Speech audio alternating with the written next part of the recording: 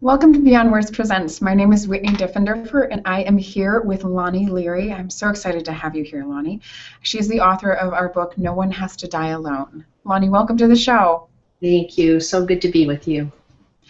I want to make sure everybody knows we are going to be talking about children and grieving, and I know that there are a ton of questions out there, so please be sure to submit them using the Google Hangouts app. Please subscribe to our YouTube page, follow us on Facebook, and follow us on Twitter as well. And Lonnie, I know that we talked about this topic a long time ago, and as soon as we brought it up, I was like, that's really interesting because we don't necessarily know how to help children with grieving. So my first question really for you is, what is the number one piece of advice that you could give people who are trying to help a child through grief? Well, my number one piece of advice is to not leave children alone to figure out grief by themselves, because children need our help and our support, and what doesn't help is when we feel, with all good intentions, that we're trying to protect children, and so we do not bring up the name of the loved one who's died or the reasons why they died, and we don't help them to understand this very, very difficult concept of death and dying and grief. Children cannot figure it out by themselves. How do you even begin to explain that? Explain death and dying and grief to a child. I know that there's books out there in the world, but it seems a subject that even adults don't know how to explain to adults. Right. In our culture, we don't do a very good job, and we don't have a very large or detailed vocabulary about death and dying and our own grief. But I think that the best way to approach it is to attend to the subject of death and dying in the same way that we attend and educate our children about sexuality. And that is from the very beginning, that we make it part of a normal culture of our home, and that we talk about it around the kitchen table. So that means that we use real vocabulary, we don't use euphemisms, and we bring it into the conversation every day in a very normal way, because we have opportunities every day to identify loss, to describe our feelings about change and transition and loss. And when I'm talking about children's grief, I'm not talking about just death, because actually we all have many, many little deaths throughout our life, and that's the practice. That's the laboratory that we can use to teach children about the many concepts and understandings that it takes for them to work through the grief process. So what are those concepts and understandings that we need to share with children? How do we even go about that? Well, first, let's look at the concepts of loss, because when I talk about the different ways that we grieve, so as a parent, I have an opportunity to talk about loss and change and transition and getting used to adjusting to this new world without a loved object. When my child loses a pet, when my child changes schools, that's a loss, even if it is an elected change. Even though we gain some things, there are also some things in there that we have to lose and get used to.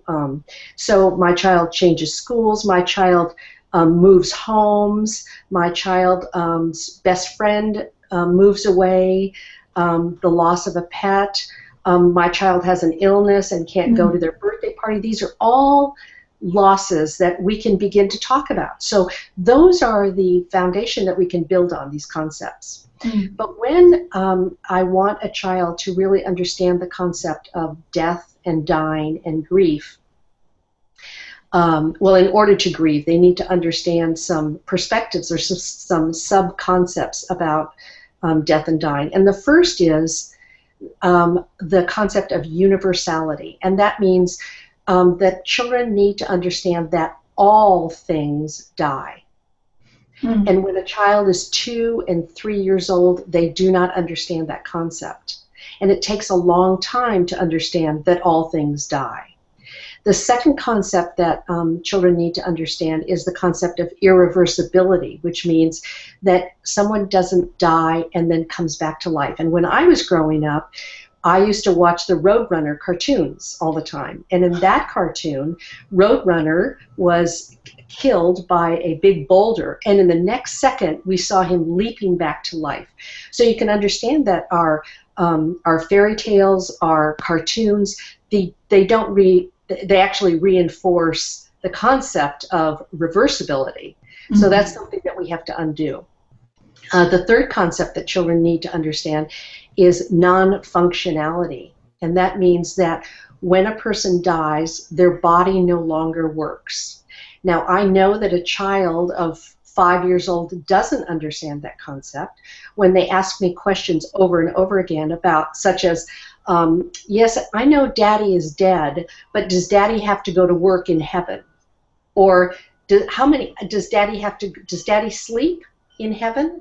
Those are all concepts that teach me that my child doesn't understand that the body isn't functioning anymore. Mm. The fourth concept that a child needs to understand is causality, which means that there is a cause for death.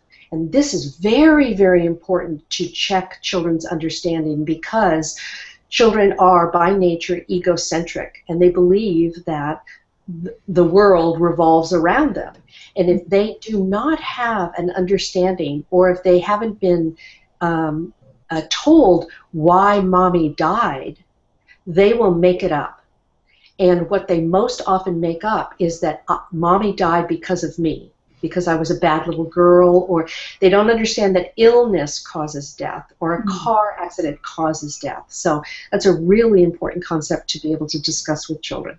And the last concept that, depending on a family's culture and faith background, is to understand the concept of a non-corporeal continuation. In other words, how do we describe to a child whether Daddy is now a soul and there is a life force that lives on, and how is that represented?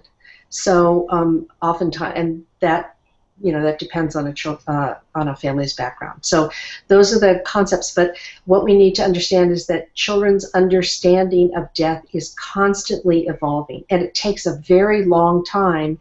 And depending on a family's experience, exposure, and how open the family is to discussing, it can take children until they're 10 or 12 years old to fully grasp what it means to die. So is it possible for a child who is so young, like 2 or 3, to really understand these concepts? No. A child doesn't necessarily understand the concepts, but that doesn't mean that they don't grieve. So it's really important to understand that all living things with a brain stem can grieve. Anybody that has an attachment will grieve. So that means that animals grieve because they have an attachment object. So a child of 2 and 3 whose mother dies is attached, bonded to that maternal object. Mm-hmm. And so the child will grieve because they are detached all of a sudden from that nurturing object that they need in their life. Yeah. So with a child who is that young and they are grieving in whatever way that they do grieve, one of the things that I've seen in movies and things like that, because I haven't had a lot of experience with children in grief, but a lot of times people tell them, well, your mommy's watching you from heaven, or your daddy's watching you from heaven, or whatever that is. And is that helpful? No, it is not helpful. One of the things that we really need to do a better job of, again, is to not use euphemisms, because while the intention is to, comfort and protect a child, that misinformation does not serve the child. For instance, often we'll say, mommy just went to sleep. Well, you can imagine, with a lack of understanding, how fearful that would make a child to then go to sleep. Yes. Right. Or the euphemism, mommy's in a better place, God needed her more than we did. Mm. And then what happens, unfortunately, is that we don't check with a child what they understand that to mean, and what it means to them, and also what it means about them. Mm. So if as a child I hear, God needed mommy more than you did, I become not important.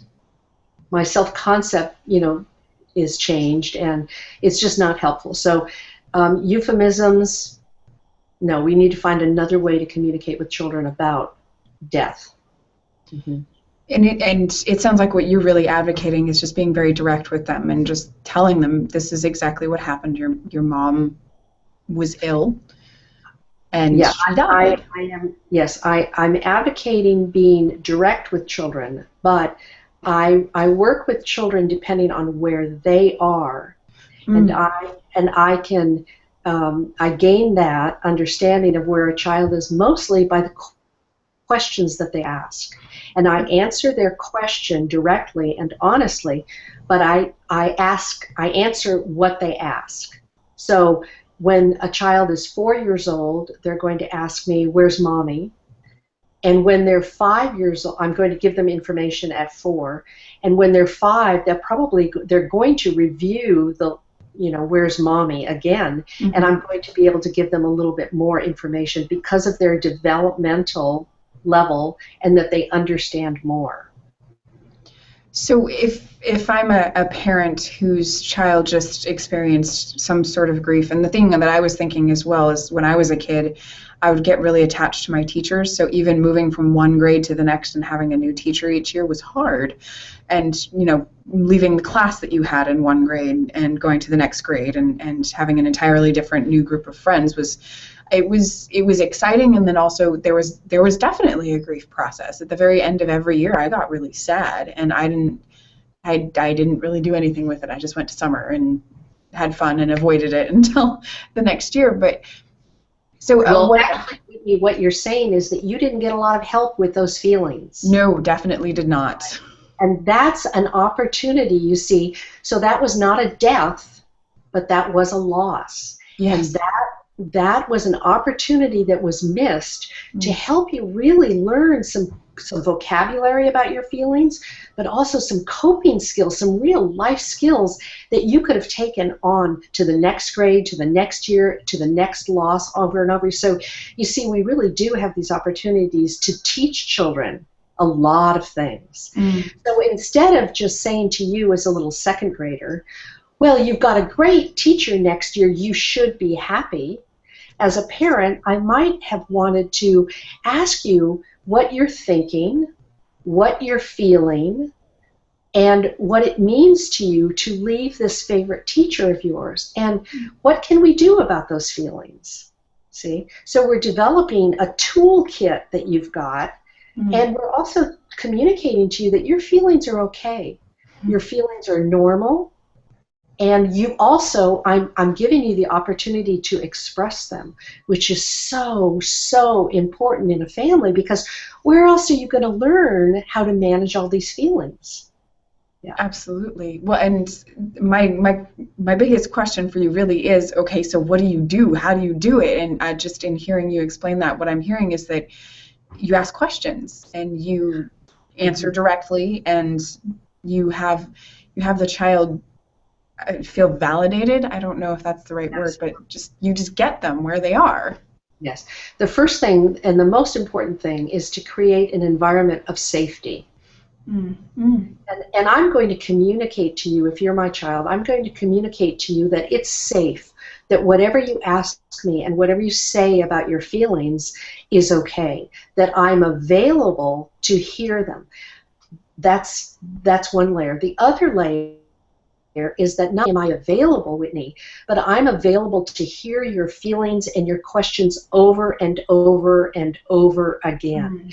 So, and this is very important for children, because these concepts that we're asking children to really integrate are very complex, and so it's going to take a lot of repetition for a little 5-year-old and an 8-year-old to really understand this. So I want to create a safe place so that you come back and you ask me over and over and over again, where did Daddy go? How did Daddy die? And even though it's difficult for me if I've lost my husband, which is your father, I'm going to work through that, and I'm going to create the safety. I'm going to mirror for you that feelings are okay, and that means that I may cry with you. Mm. It's very different than asking you to take care of my feelings. As an adult, I am there. I am responsible for helping you to manage and to cope with your feelings. It is not responsible to ask you to take care of my feelings. So as an adult, I need to do my own grief work. Well, and it's very interesting. It doesn't mean not that I don't share my tears with you. I show you that tears are safe, that tears are okay, and importantly, that tears begin and tears end. Mm-hmm. And so often, when my 3-year-old child, when we would be going through something, a change, and I would let her see me cry, and my response was, "Mommy's just crying, and it's okay. I'm okay. Mm-hmm. You're okay." Mommy starts crying, and Mommy stops crying. And so again, it's an opportunity to teach that these are just tears, and we don't have to be afraid of our feelings. Mm. Well, and it's not wrong to cry, and it's one of the things that I think of as well is that there's so many people that when it is a loss, like where everybody in the family has lost something, they kind of go off into a corner or into their own room and grieve on their own, right. And then they have to quote unquote be strong for their child, right. And as you're talking, I can totally see how it would probably almost confuse a child and have them see that it's not okay to cry. It's not okay to share your feelings because mommy, daddy, whoever it is that's still here with me is not doing that. Right, and they're not modeling it. They're not showing me how it's done, and you're right, they're not showing me that it's safe and okay. Mm-hmm. But that's one of the reasons we don't let children grieve, and one of the reasons why it doesn't happen in a family is because communication breaks down and everybody does go into their own corners. And there are hidden messages that are lived out but not spoken about directly, such as big boys don't cry, it's not okay to have all of our feelings. And there are many, many feelings that are woven into grief. You know, grief is not just about being sad. When someone dies, we can feel relieved, we can feel angry, we can feel confused, we can feel heartbroken, we can feel disappointed. There are many, many, again, grief is very complex. So when we've got these hidden rules, hidden agendas in a family, it's very scary for a child. Yeah. Children do not feel companioned, they feel really isolated. Hmm. So when adults are emotionally absent or physically absent, it breaks down the communication. Certainly there's high anxiety in a home. There's a lot of upheaval because if dad has died, we've got a lot of people coming into the home. Again, maybe condolence calls. Again, they mean well, but you can imagine that children perceive this as a lot, even additional change in the family. So there are strangers and visitors in the home, and this is not normal. This is upsetting to children. And then, of course, the loved one is absent. Yeah. Yeah. And the other thing that really gets in the way of helping children grieve in our culture is that there's less and less use of rituals. And rituals are very, very helpful and important to help a child mark that life has changed. Mm. To set time aside for people to come together and to emotionally support. And there are lots of ways that we can create rituals in our family that often don't happen. That sounds wonderful. Well, before we get too much farther along, I just want to let everyone know that No One Has to Die Alone. This is Dr. Lonnie Leary's book, and it is phenomenal. And you've mentioned a couple of times how adults can deal with their grief, and I know that in this book you do have steps to do that, as well as just you've captured so much of your incredible experience. And at the time the book was published, which was a couple of years ago, you had sat with over 500 people as they died and learned what they really needed to be supported in that death, and I'm sure that number has increased since then, and the experience is just richer for it. And I just know that this book I've given it to so many people in my life because I know that it is so helpful to them. And Today you can get this at www.beyondword.com/Leary, Leary, and you can get it for $9.95, which is a little bit over a 30% discount. So be sure to go and grab that because it's got some amazing tools for you, and it'll help you move through your grief and get to the place that we're talking about now where you can really help kids move through their grief as well. So be sure to run and get that now. And so one of the things also that I wanted to bring up, and I shared this with you a little bit earlier, is the whole thing, I don't know even what to refer to it as, the tragedy of school shootings that exist today. There is, while it may not have happened in your kid's school, how do you help, number one, how do you know if a child is dealing with something around it? And number two, how do you have them feel safe at school? Well, those are big questions. You know, I guess I want to clarify, children don't deal once and for all with a loss, and neither do adults. Grief is a lifelong process. It is unique to each individual, and there are a couple of factors that help determine how the duration of that intense grief. But children don't deal with it once and forever. And there are things that you want to look for with a child, an adolescent, and how they're managing their life and how they're expressing the full range of their feelings. But I think that they can demonstrate in their life whether they're coping. So I want to look at, you know, how is a child sleeping? How are they eating? Are they acting out with any behaviors? Are they drinking, using drugs in they hadn't before? Are they not able to focus? Are they not attending school? What activities in their life have changed? And then again, when I observe those changes, I can use that as a launch pad to discuss to ask them what's going on and how are they thinking about this event, whether it happened at their school or not. So what do you think about this, you know, this teenager, and what do you think about the family members or the children whose lives have been lost? What do you think? What do you think it means? How do you feel? And what are you doing about those feelings? Okay, so what I'm looking for is, how are you coping? How are you self-soothing? How do you manage these feelings of anger or confusion? So I want these open questions, and I want to listen and listen and listen again. I want to do a lot of observation. Well, and I love the idea.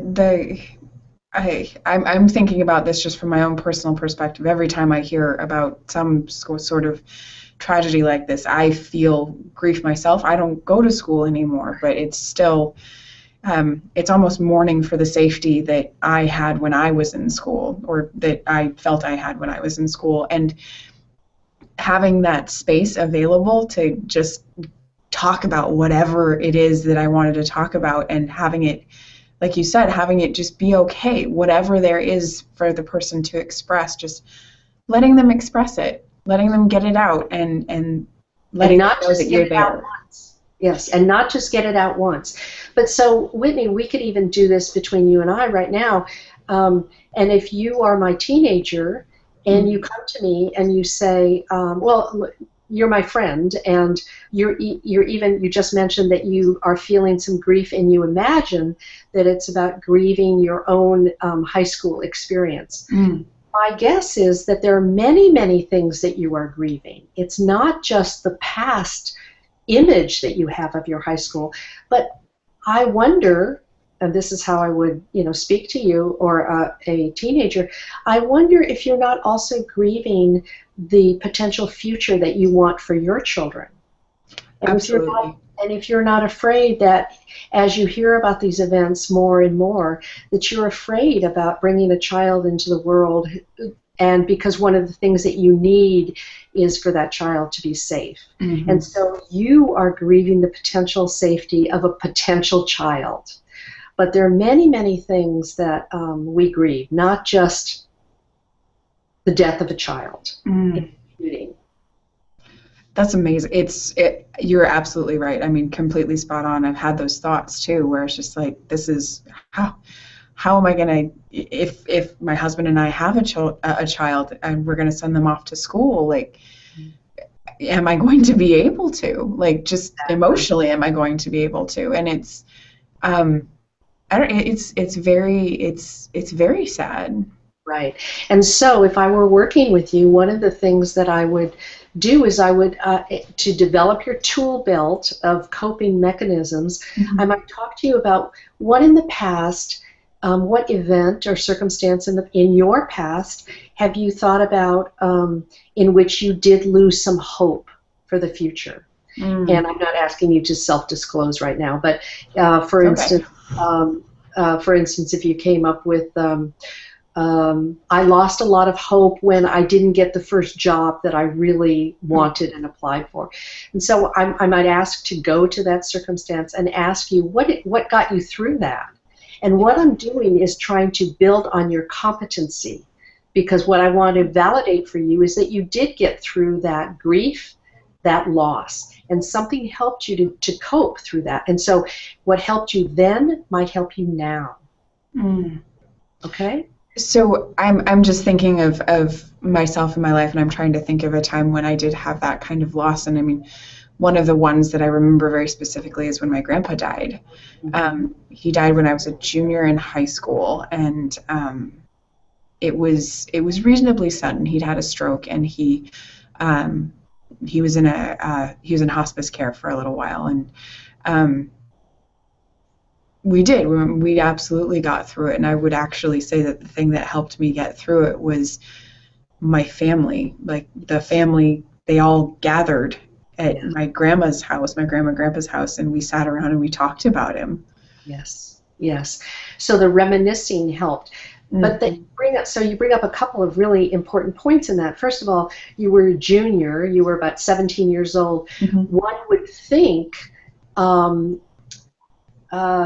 she could handle it. But in fact, you needed help. And one of the things that helped you was the emotional support of people that you could trust. Yeah. Oh, yeah. And one of the things that communicated to you was, even as a 17-year-old, my hunch is that there was a part of you that thought, who's going to take care of me? Absolutely. Yes. And so if a 17-year-old feels that way, you can imagine how that would be one of the first things that a little 5-year-old would feel if mommy or daddy or grandma or grandpa died. And because it goes immediately to them, which is the center, which is, who's going to take care of me? And one of the things that helped you to know that you were not alone was the emotional support of family, and also the validation that you got from others. And it was, I do this a lot whenever I'm grieving about something, is I always think, am I right to be grieving this? Like, do I have permission? Yeah, is it something that's bad enough that I can actually grieve? Right. Or whatever. It's a weird thing that goes on in my head. I'm sure I'm not the only one who has that thought, but I remember specifically in that moment, because I remember it very vividly, as I was in a play that night, and I remember thinking to myself, is it okay that I don't do the play tonight because my grandpa just died, but he's just my grandpa, so maybe that's asking too much. Right. You know, that kind of weird thing? That's not a weird thing. And actually, that's one of the first things we need to do, is to normalize your feelings. So you needed someone in your life to be a mirror to reflect back to you that what you were feeling is normal, what you were feeling is okay, and to give you permission to go into it as fully as you could or you needed to at the time. But you bring up another opportunity to teach, which is people grieve according to the nature of the attachment. So in fact, one of the things you just said was, he was just my grandfather. But we need, as helpers, we need to investigate what the nature of the relationship was to you, because in many families, the child grandfather role could have been the most significant. In other words, for one reason or another, your mother and father may have been absent. Mm-hmm. And it may have been your grandfather that you had the strongest attachment and bond to. Mm. And so the death of your grandfather might have been the most significant loss that you had experienced up to that point. But most people don't ask, what is the nature of the relationship? Mm. And so I know now, even in the military, whereas in the past, if you were on a ship and your grandfather died, you would have not been given leave to maybe perhaps come home for the funeral. Now they ask the nature of the relationship. So that's a very important shift. But there are factors that affect the meaning and intensity of your grief. And the first one is who the person was to you. Mm. Okay? So it wasn't just a grandfather, or it wasn't even just a cousin. If that cousin was your sole attachment, we need to investigate. And the second was the nature of that attachment. So how deep was the connection? How long was the connection? Mm. And then the other thing that we need to know, and you brought this up, was the mode of death. A sudden, unexpected death is usually, not always, but usually more difficult to accept and get used to than a death where a person is slowly declining. And we have an opportunity to rehearse how we're going to be. We have an opportunity to put support in place. And we have an opportunity to say the things that are important before a person dies. The other thing that's important are the historical antecedents, or what happened right before your grandfather died. Was there something in the history between you and your grandfather that might have made his death particularly more difficult, or you might have had some regret or some guilt about? We need to ask questions like that and investigate that. And then also, what are the personal variables? What are your strengths to cope with this? What's your personality? What's your experience been? Have you had exposure to losses before, again, that we can build on? And then what are the social variables that will support you? Do you have a large extended family? Do you have a religious or faith background that helps you to understand and support your feelings and things like that? Mm-hmm. So, and then the last one is, do you have any other concurrent stressors going on in your life? So your grandfather just died. Are you also dealing with your own personal physical illness? Because mm-hmm. that would make your grief more difficult. So you see that there are lots of complex issues involved that as adults or as professionals we need to inquire about. It's almost like you become an investigator with this. Exactly. I mean, not cold, but just whilst trying to support this person, you just ask them the questions. And I'm betting that in asking them the questions, just like you just did with me, you help them explore parts of their grief and see parts of their grief that they didn't even see. And so in bringing them to light, they can deal with them then.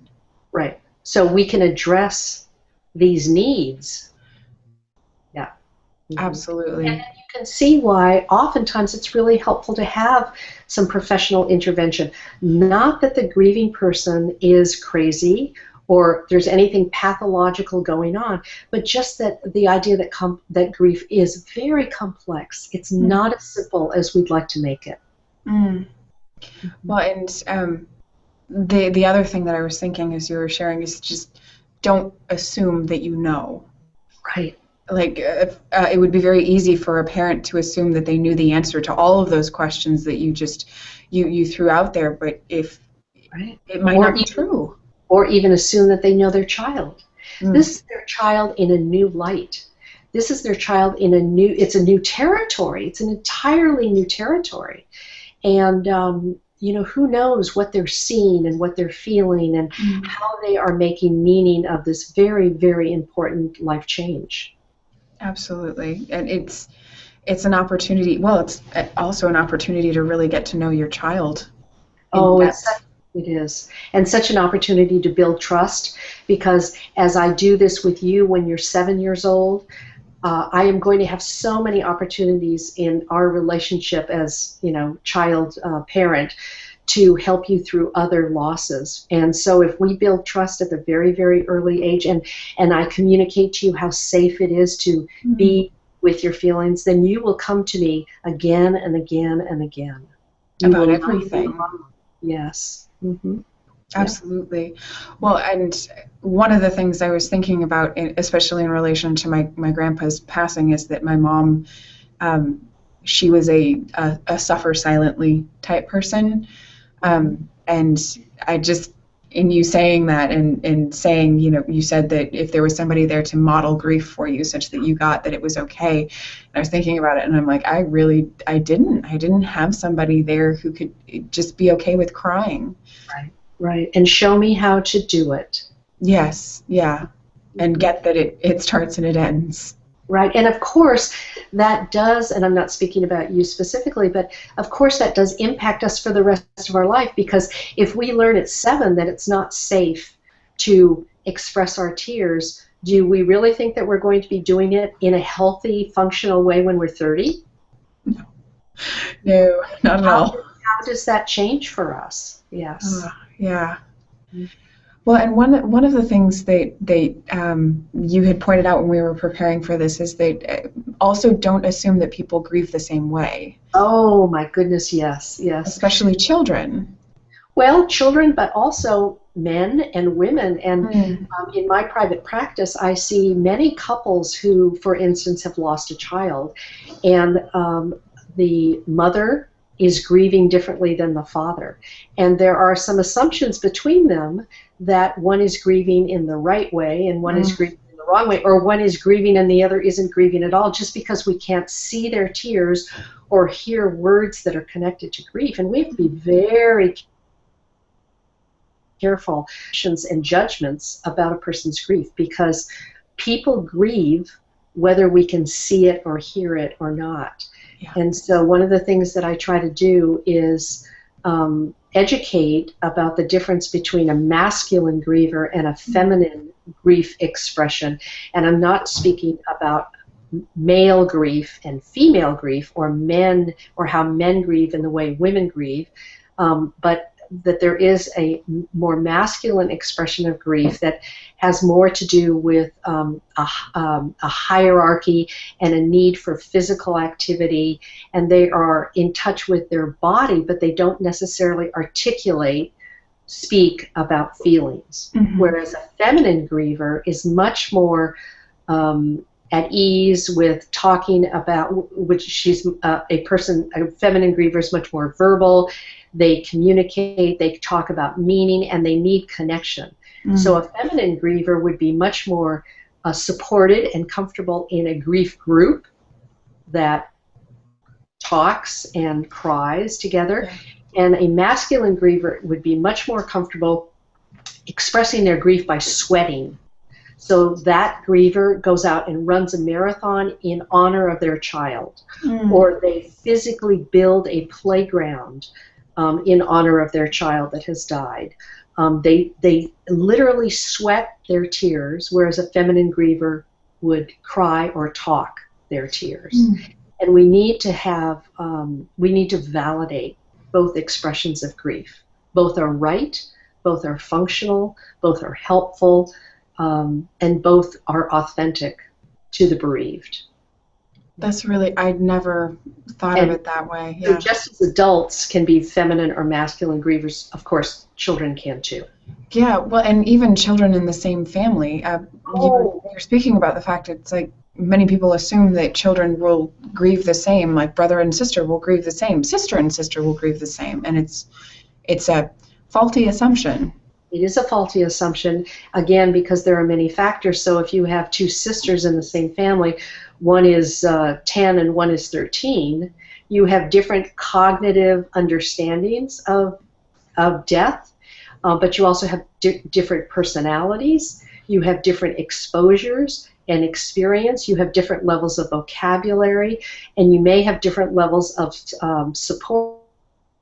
So a 13-year-old may have a great support group where she goes and she can process and talk about her grief over and over and over again. And the 10-year-old maybe is a loner and isn't as verbal and So you're going to see very different grief and very different understandings of the loss. Mm. Yeah. Yeah, Well, and family dynamics are different. yes, absolutely. Well, and I keep hearing what you're saying in terms of letting somebody share over and over and over and over again about what they're dealing with. And I have in my life I assumed that I'll get a good cry, like one good cry, and maybe one more, whatever, and then I'm done, and that's it. And any grief, any show of emotion beyond that is just being self-indulgent. Oh no, grief is an expression of attachment, and of course we are going to miss that love object for the rest of our life. Grief is not, a long, steady line that starts on Monday and ends on Friday. Grief really lasts our entire life, and in fact, grief goes up and down, and we have sudden upsurges of our grief. Oftentimes on the anniversary of a death, or at the favorite season of our loved one, when we hear a song, and also during big life events. So when my mother died when I was 13, of course that was a huge initial grief reaction. But of course I grieved in big ways when I got married, because she wasn't there. When I had my child, because she wasn't there. When many upsurges of grief, and I will feel her absence for the rest of my life. Yeah. Mm-hmm. And I need to honor it. Yes, yeah, and I think that is the thing that, as society, almost we resist. Yes. I know you speak about this in your book, and I'll mention it one more time. No One Has to Die Alone. Go grab it. www.beyondword.com/Leary, Leary, $9.95, over 30% off. And also submit your questions using the Google Hangouts app. But I really wanted to talk with you about this, is specifically that part of the reason that our kids have so much trouble is because we as adults don't know how, we don't want to grieve. We don't want to deal with death. We don't, it's like everybody imagines that it's not actually real, that it's not going to happen to us. We're going to be the one to escape it somehow, some way. Yes. Actually, I usually hear people say, if I die, rather than when I die. Really? Oh, yes. Listen out there. Most people do think that they're going to be the exception to the rule, and if I don't think about it, it won't happen. Unfortunately, what happens is that we also do not prepare for it, and we are all going to die. And we can prepare for it. We can have things in order, which is the greatest gift for our loved ones. But in order for that to happen, we have to face the reality. Yeah. Well, and share that, and it's in us becoming comfortable with that reality and accepting that, yes, in the end, we all will die. You can become comfortable sharing it with your kids. Yes, we can share our choices and our values and what we hope to leave behind and the meaning of our life and the stories. Yes, but we probably won't do that if we avoid the subject, the reality. Well, and I'm hearing a lot of value in just, even if your kid isn't grieving about anything in particular at the moment, but just, as you said very early on in the conversation, having that conversation included, like at the dinner table. When you said that, I was like, seriously, at the dinner table? Well, in my family, we have a lot of those conversations, and it's just very normal. Yeah. And I'm sure it helps everybody in your family, well, number one, know exactly where you are in your life and what you want to create, and also what you want when you pass. But it also helps them to know how they can participate and how they can make a difference and how they are important all the way up to the end of my life. So really, in having those conversations, I am empowering my loved ones. Yes. Well, and it abates the fear of death too. And you're talking about how, when you use the euphemisms, "mommy went to sleep," or she's gone for a while, or whatever it is that you use, all of a sudden that can bring up a lot of fear for a child. But having these constant, integrating it into your conversation on a regular basis really would have it kind of go away. Well, it allows for questions and it allows for, processing, and it takes a long, long time to come to understandings. Mm-hmm. Yeah. Absolutely. Well, and so if you have a child that you're obviously seeing, or you see potentially, because there's some grief opportunities, grief happenings that you can see, like when a loved one maybe is slowly declining and is coming up perhaps on a, I want to use the euphemism, to making their transition to passing on, and it's just like when they are coming close to dying, how do you how do you sit down and initiate that conversation? What do you say? Well, I've worked in hospices for the last 30 years, and one of the reasons I'm so excited about that opportunity for families is because hospice most often serves in a dying person's home. And then we have the opportunity to include the entire family, to educate the entire family, and to empower the entire family to really participate with the dying person. So in that participation, what I'm teaching very young children, if I'm allowed to, include them, is that young children can make a difference. So with a little 5-year-old, I'll include them when grandma's dying, and I'll teach them that they can be of such comfort to grandma by massaging lotion into her hands or her feet. Or this other child can be responsible for always making sure that grandma has fresh water. Or this child is responsible for choosing music that grandma loves. And then when grandma dies, one of the conversations that we have with these children that does make a difference with their grief, it softens their grief. Of course, they are going to grieve, but they can know that they participated, that they made a difference, and that grandma knew that they were there and that they demonstrated love. And then you see there's less regret, there's less guilt, there's less second guessing, and the grief is different.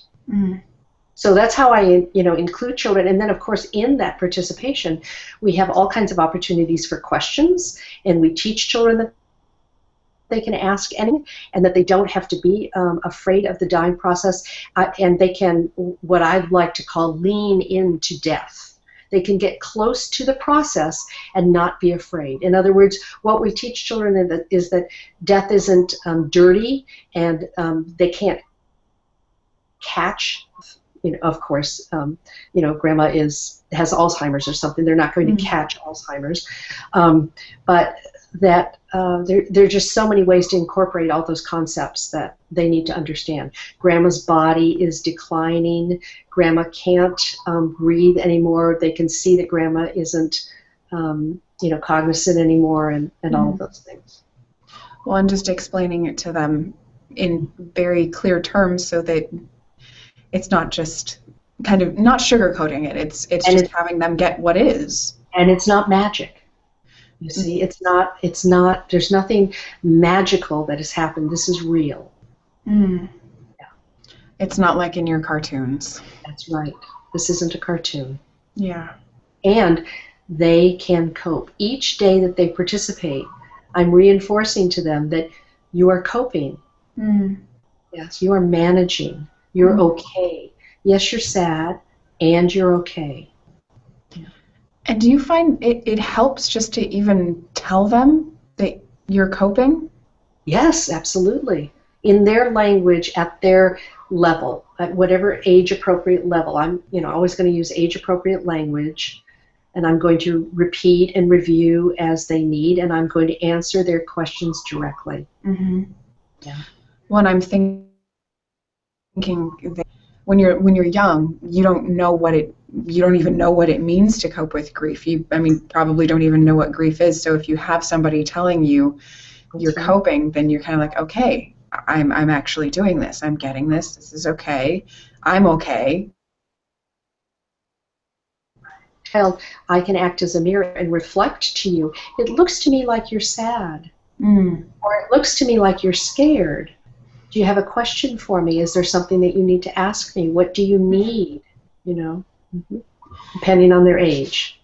And given the level of grief of an adult, or is there ever a time where you would advocate somebody just kind of stepping away from their kid just for a second to deal with whatever they need to deal with?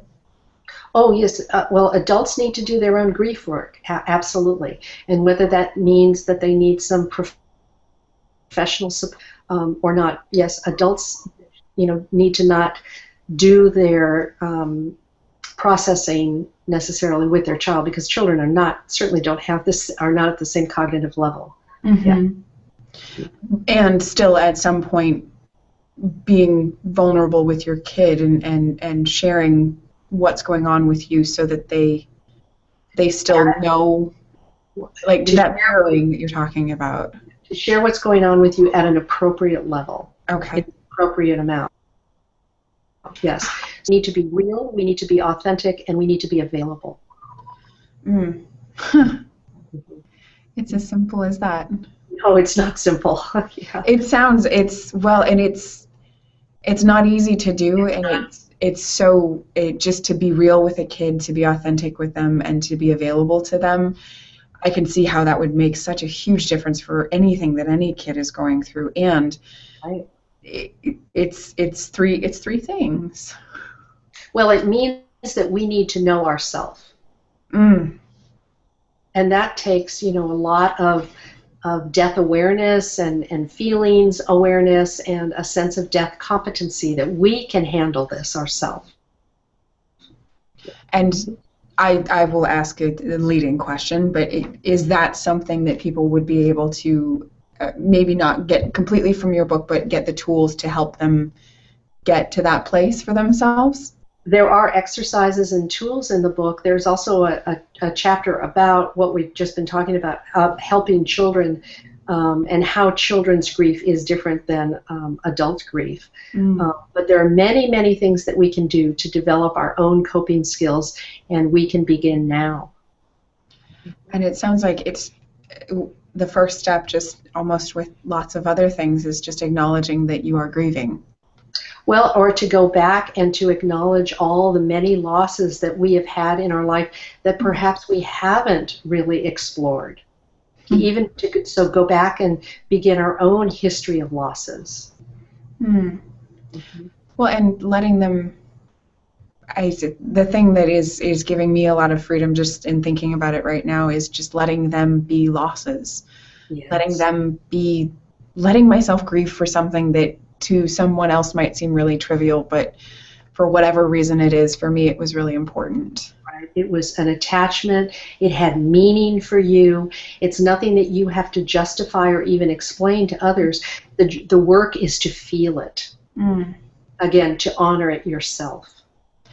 And the other thing that I'm thinking is, like, when you're in this kind of environment where a lot of people are dealing with some form of grief, like at work a year ago, a little over a year, one of our owners passed, and she died. It's really hard to say. That's so weird. But when she died, we were offered like grief counseling and things like that. I don't know that anybody took them up on it. I think we just kept going, just because that was the good soldier thing to do, or it was just the normal thing to do. And we still have our grief. Absolutely, and it's our grief. So here are some things that we can do now, even if we didn't do them a year ago. And that is that we need to listen to the story 1,000 times. We have a story about our grief, and we need to tell it and tell it and tell it and tell it, and only the bereaved knows when they are finished, if ever. Okay? So the first thing I would say to people that would help would be to listen and listen and listen 1,000 times. And the next is to remember anniversaries. So on the 1-year anniversary of her death, that we remember her, that we reminisce, that we tell stories, and that we have this group support of just being together for those who want to be silent with their grief, or for others who want to talk about their grief. There are other things that we can do with our grief, with children and adults. We can have some movement therapy, we can have some art therapy, we can have some play therapy, but these are all ways to express what is real. And then the other thing I would say is to not let anyone try to fix your grief. You are not broken, you are grieving. Mm. This is not pathological. Grief is not a disease. Grief is real. And we could all be journaling about our grief. We could be writing about our grief. We could create a ritual now if we didn't a year ago. You know, how do you mark this big change in your life? Mm-hmm. There are many, many ways to do it. So if we didn't in the past, we could do some sort of a memorial. Mm-hmm. But there are many, many ways to express this significant change in our life. That's fantastic. I just have a lot of thoughts about things that I need to share around the office.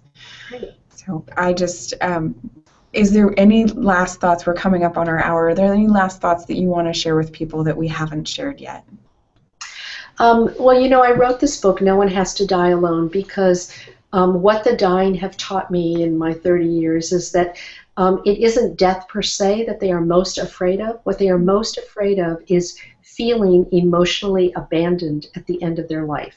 Mm-hmm. And the next book that I'm writing is tentatively called No One Has to Grieve Alone, because what I've also learned from the bereaved over all these years is that they too feel emotionally abandoned and isolated with their feelings in the same ways that you've talked about, that our culture expects them to soldier up and to have a stiff upper lip and to get over it quickly. And it isn't helpful, it isn't supportive, and ultimately it is not healing. Mm-hmm. So I would say that what we need to do is, from the inside out, we need to honor our own life experiences and our feelings, and hopefully honor other people's and support their journey. Mm-hmm. Well, I very much look forward. I love your book, and I very much look forward to your next book. I think that sounds fantastic, and I will run out and grab it as soon as I possibly can, because I know that is something that I would love to gain facility in, is just grieving and being okay with it. Yep. Well, Lonnie, thank you so much for being on the show with us. I have learned so much in this last hour, and I feel very, very at peace right now. That is the point. Yes, it's all okay. Yeah, thank you so much. Thank you so much for that. I feel like I've been running from my grief for a very long time, and I'm really getting right now that it's okay. It is okay. Yeah. Thank you, Whitney. My pleasure. So much. Well, and I want to let everybody watching know that next week, same time, same place, we will be here with Glenn Scarpelli and Jerry Gilden of the Sedona World Wisdom Days, and they'll be sharing with us about their upcoming festival this next January, telling us a little bit about who's going to be there, what's going to happen, what people are going to talk about. So be sure to join us again next week, Wednesday, 1 p.m. Pacific. Have a great day. Bye-bye.